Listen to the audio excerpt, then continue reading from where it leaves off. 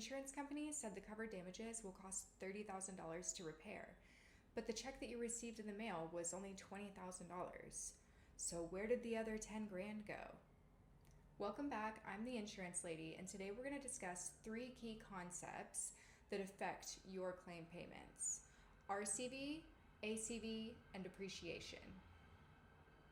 RCV, or replacement cost value, represents the cost to repair or replace the damaged covered property with like kind and quality and with the same intended use. This is also subject to policy terms and conditions. Like kind and quality, an example of that would be making sure that the materials are the same kind and quality that you had in pre-loss. So if you had, let's say, your kitchen countertops were damaged in a covered loss and you originally had just a standard countertop and you decided to upgrade it and replace it with a granite countertop, then that wouldn't be considered like kind and quality, that would be considered an upgrade. Another example would be if your flooring has a standard installation and you decide to upgrade it by having the new flooring installed in a herringbone pattern, that would result in additional labor charges and possibly more material costs. And so that also would not be like kind and quality. Another example is if you had laminate flooring and you opted to upgrade to wood flooring, then that also would not represent like kind and quality. ACV, or actual cash value, can include depreciation. However, the calculation methods and the definitions can vary based on your policy language. The actual cash value of your property is the value of the property at the time of the loss, and your deductible would still need to apply after you calculate how much that actual cash value of your property is. So next up is depreciation. Depreciation is the amount that your property has depreciated or devalued since you acquired ownership of that property. A few examples would be a 15-year-old roof wouldn't be valued the same as a brand new roof because it's aged in those last 15 years and it's also reduced its expected lifespan. And so it's probably, if you have 30-year shingles, it's probably about halfway through its life expectancy. So it's not going to be valued at the same as a brand new installed roof. Another example would be if you have an Apple iPhone and it's the 15 Pro model, you probably paid around $2 grand for it, maybe $1,500, but today it's worth less because they've now gone on to the 17 models. And so the 15 Pro model would be worth a little bit less than what you paid for it initially. And so that can show you how your phone has depreciated over these last few years since the newer models have come out. Always remember that insurance is not meant to upgrade all of your tech. The point of insurance is to restore you to pre-loss conditions. So if you had an Apple iPhone and it was the 15 Pro model and it was stolen, then your policy would cover to replace you with another iPhone 15 Pro model. Depreciation is calculated based on a number of factors, and those could include age, condition, life expectancy, type of property, and your policy language as well as jurisdiction rules. And an example, if you were wondering about the type of property, this is a good way to look at it. Let's say if you have hand soap and it's halfway used, it's a consumable product. And so that's going to depreciate a lot quicker than other products because those things you consume, they run out. And so if you had hand soap and it burned in a fire, but it was halfway used already, then you've already depreciated it at 50% because you used half of it. So here's where the deductible comes into play. After the actual cash value amount has been calculated, then the deductible would apply. So you would take the actual cash value and then you would subtract out the deductible. And then that is how you would figure out what the initial payment or the actual cash value payment is. Because your total actual cash value damages is that initial actual cash value payment plus your policy's out-of-pocket deductible. So if the total cost to repair or replace your covered damages is $30,000 and the depreciation that's withheld on your claim is $7,000, that would mean that $23,000 is your actual cash value of the damages. And then your policy's deductible of, say, $3,000 would be subtracted from that, leaving $20,000 for your initial claim payment. Most people would have thought that they've been shorted $10,000 by their insurance company, but their out-of-pocket deductible should have been an expected expense, so that's something that's in the policy. They should have been well aware of that, and so they should have known that that was going to apply. But what about that $7,000 that remains that was withheld for depreciation? So this is the part where you'll want to read your policy's loss settlement section, and that's in the conditions section of your policy. And if you have replacement cost coverage in your policy, that means that you would be able to request the depreciation be released. And the way that that works is whenever you have repairs or replacements completed, you would take all of your invoices, all of your receipts, your proof of payment, and you would send it to your insurance company, your adjuster, or your agent, and you would request them to review the depreciation to see if any of that could be released to you.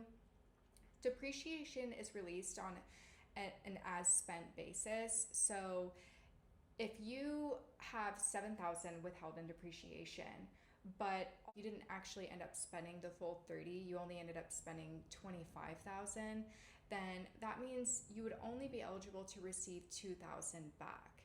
And you might be wondering, well, why can't I just get the full $7,000?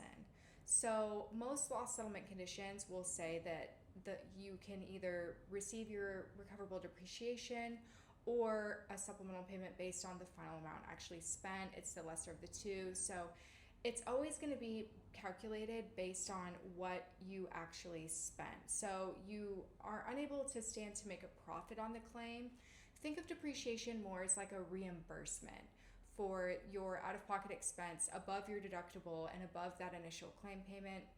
And if your policy provides that additional coverage for replacement cost, then essentially what it's saying is they will make you whole in the sense of the only thing you should be out of pocket is your policy deductible, and your policy will cover the rest of it as long as all the repairs were completed with like, kind, and quality and for the same intended use. So of course upgrades wouldn't be considered here, that would be subtracted out. But the idea is that you should be able to complete all the repairs based on the estimate, the scope of the estimate that's been provided, and the only thing you should be out of pocket is your policy deductible. And so you will have to be out of pocket that policy deductible, which is why you wouldn't be able to recover more money than was actually spent on the repairs, because then you wouldn't be out of pocket your deductible and you would have stand to gain financially from that claim. And if you don't have replacement cost coverage, then that means that the depreciation withheld would be considered non-recoverable. And so you wouldn't be able to get any additional money unless it was for supplemental concerns, meaning additional scope or additional price cost. And you would have to submit proper documentation to support that request. And then that would be reviewed. And then again, depreciation would still be applied. You wouldn't get the full replacement cost value of that supplemental operation, because that replacement cost coverage wouldn't be in place in your policy. Another point to consider is that not all property types are handled the same way with replacement cost coverage. And what I mean there is that even if you have dwelling replacement cost coverage, certain items that you would normally think would be included in the dwelling coverage for replacement cost, actually you would need the replacement cost endorsement added for your personal property.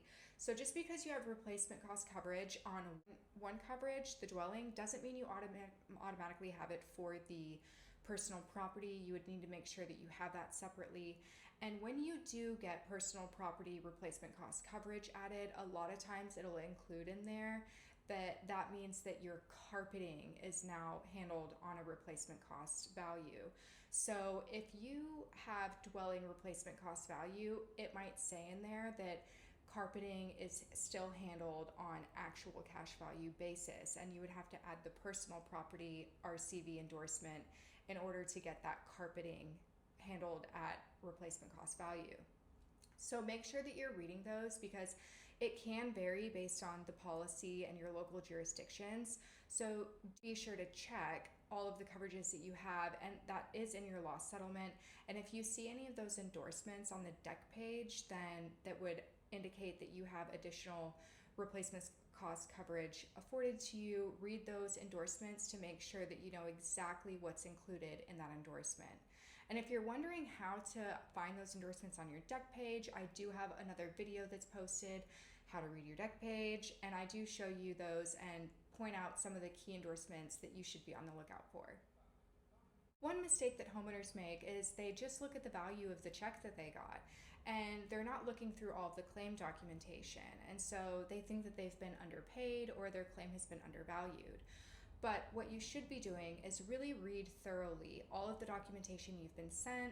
You should have been sent a letter that outlines the damages and the payment, and then you should have also been sent an itemized estimate, and that estimate should match exactly the payment that you've received. It'll show all of the items that were estimated to have been damaged as part of this claim, and it will show you the total replacement cost value. It'll show you how much was deducted for depreciation. It will also show you your policy's deductible to show that it was calculated for in order to calculate that initial ACV payment.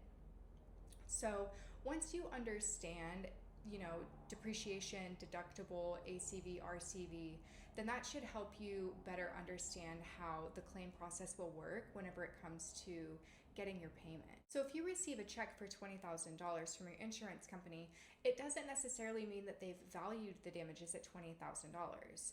And to fully understand that initial payment and the documentation that they've sent to you that goes along with it, you've got to be able to understand the difference between ACV, RCV. You need to know what depreciation is and how your deductible factors in as well. And then that'll give you a better understanding of how that initial payment is calculated. And it'll also give you clarity on the depreciation that was withheld, if that's recoverable to you or not, and what those terms are in the policy. So if this video helped you understand the difference between actual cash value and replacement cost value, and if it gave you a little bit more clarity on depreciation, then be sure to like and subscribe and tune in next week where I continue to provide some insider tips on how to get the most out of your insurance policy.